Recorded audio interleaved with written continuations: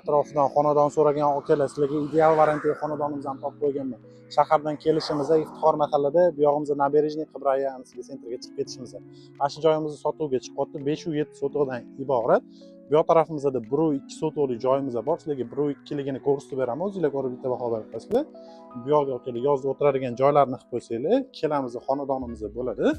Endi sizlarga birma-bir tushuntirib beradigan bo'lsam, bu yog'imizga yoki vanna qo'yib yuborsanglar, bu yoqda sanuzorimiz joylashgan bo'ladi. Bu yog'imizda televizor qo'yib qo'yib, ho'l qilib qo'ysanglar, juda ham zo'r variantda bo'ladi. Gaz, suv, svetdan umuman muammosiz. Bu yoq tarafimizda oshxonamiz. Bu yog'imizda anokelar studiyniy variantda qilib yuborilgan. Bu yog'imizda zal, bu yog'imizda detskiy spalnimiz joylashgan bo'ladi. Endi sizlarga okalar o'sha 507 sotuvlik kattaroq hovlisini bitta ko'rsatib beraman. O'zingizlar ko'rib baho berib qo'ysizlar.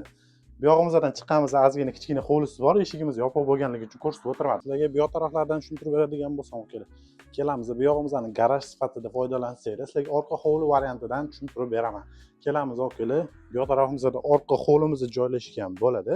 O'zingizlar ko'rib o'tishingiz mumkin. Bu yoqga xonadon qurib yuborsanglar, juda ham zo'r variantda bo'ladi. Bu yog'imizda 1.2 sotuvliga tegishli. Sizlarga orqa variantidan bitta tushuntirib beraman. O'zingizlar ko'rib baho berib qo'ysizlar. Bu yog'imizda ham 4 ta 5 ta xonalari bor, hamma shart-sharoitlar qilib qo'yilgan. Endi sizlarga bu yog'idan ko'rsatib beraman. Darvozaxonadan kiramiz okalar. Bu yog'imizda xonalarimiz joylashgan bo'ladi. 2 ta 3 ta xonasi, remontlari juda ham yaxshi variantda, hamma shart-sharoitlari bor. Endi sizlarga xonasini bitta ko'rsatib beraman. Ideal variantda tushgan bo'ladi. Gaz, suv, svetdan umuman muammosiz.